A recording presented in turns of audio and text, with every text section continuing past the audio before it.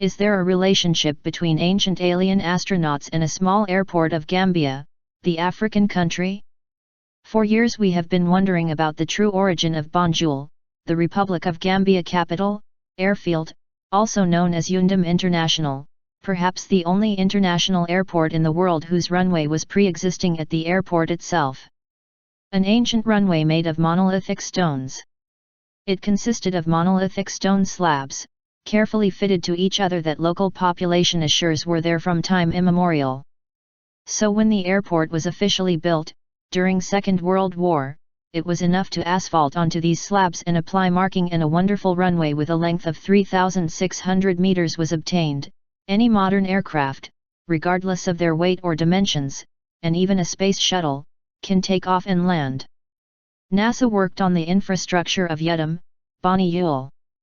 NASA, indeed, put Yundum, Banjul Airport in the list of alternative sites for the landing of its space shuttle. Yundum remained in it until 2001, taking an active part in the redevelopment of the airport and installing the necessary radio-electronic control and navigation systems with its technicians. In 1996, moreover, the current international airport was born from a joint US-Gambia project, whose asphalt runway, even today, does not cover all the old stone slabs, some of which can be seen both at its beginning and at the end. Even the Nazis were interested in Yundum.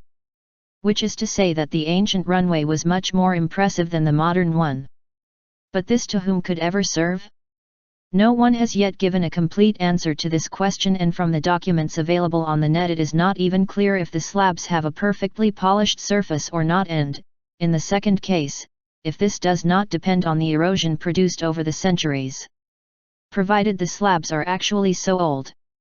For some, in fact, the story of the Yundum, Banjul Airport it's all but mysterious, and it would have been built from scratch in the 1940s by the Nazis, perhaps to be able to export uranium. Runway always present in human memory. Even assuming this is the explanation, Germans to build the runways of their military airports used small metal plates drilled to reduce their weight, not stone slabs.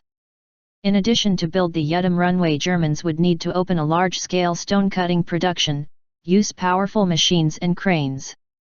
But the local elders have always reiterated that nothing like this has ever happened, and the plates have always been there in living memory. Runway could then be realized by some ancient earthly civilization or by ancient alien astronauts. Officially no one has ever studied Yundum. This would not be the first case of a site which may have been used for takeoffs and landings of extraterrestrial spacecraft over the past centuries or millennia. By the way, the hypothesis appears non-demonstrable.